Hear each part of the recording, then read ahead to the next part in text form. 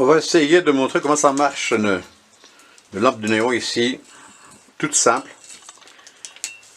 avec tous les systèmes de branchement. Là, on va montrer le système réel, comment ça fonctionne, et puis par la suite, on montrera le plan, c'est plus facile. Ailleurs, on voit ici une petite boîte, on appelle ça le ballast. Ici, à droite, il y a une petite boîte, un petit tonneau, qu'on appelle ça le starter. Et c'est tout. Donc, si l'ampoule ne fonctionne pas, il n'y a pas de lumière, qu'est-ce qui se passe? Soit l'ampoule est grillée, soit le petit starter ici, le petit tonneau, ne fonctionne pas parce que c'est ça qui sert à démarrer l'ampoule. Et ici, on a le ballast. Donc, s'il y a 1, 2 ou 3. Donc, on va voir comment ça fonctionne. Essayons donc de voir par le plan. C'est plus facile de voir le plan. Nous allons voir sur le plan comment ça fonctionne. Voilà, ici, nous avons l'ampoule néon qui avec les deux crochets à gauche et deux extrémités, encore deux crochets à droite. Donc, ici, on voit le starter au milieu. Et un des deux, on branche sur le bas-côté du téton. Par la suite, le deuxième on branche ça sur le deuxième à droite, en bas.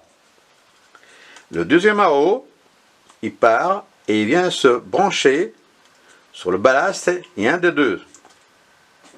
Le deuxième part, suit ici, et on le branche sur un petit contact, on-off. Par la suite, vous avez la ligne ici. La ligne, c'est celle qui emmène le courant. De l'autre côté, vous avez le haut du téton qui va vers le neutre. Si vous voulez vérifier, ça c'est la couleur bleue et ça c'est la couleur marron.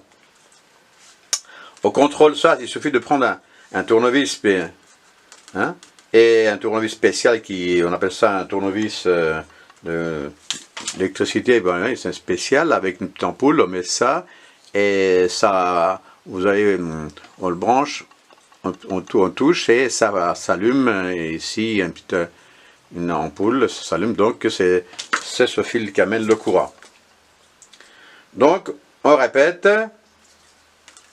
neutre, bleu, le haut, en bas, on branche le starter, l'autre côté, on branche le bas aussi, le haut, on amène la ligne,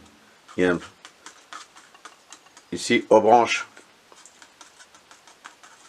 ce côté-là, le deuxième part, va vers le contact, et la ligne. Et là, nous allons voir le plan réel.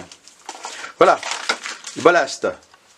Donc, on a dit que une des deux, c'est-à-dire ici, vous voyez le contact qui est là, suit et va se brancher sur notre ligne, ici, couleur marron, qui est le courant.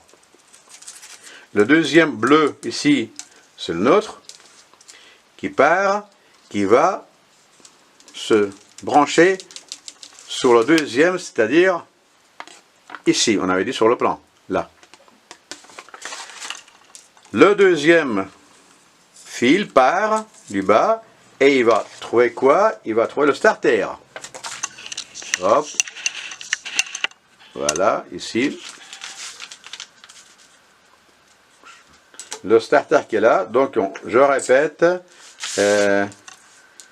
Voilà une des deux, sur le ballast part, il y a le contact marron, on branche ici, sur la couleur marron, celle qui amène le courant, la phase, le bleu c'est le neutre, on branche sur le bleu il part ici et il va trouver dans la petite boîte le haut du téton, et le bas du téton, c'est celle qui part et qui va vers le starter.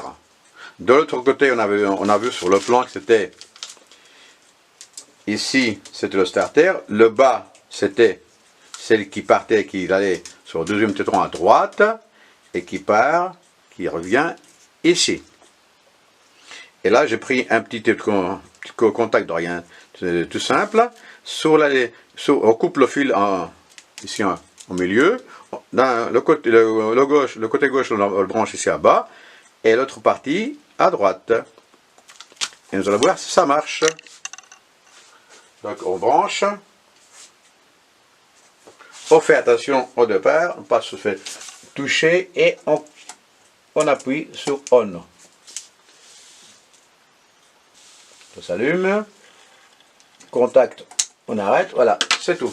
Tout ce qu'il y a à faire, c'est tout bête. N'importe qui peut brancher, faire un petit système.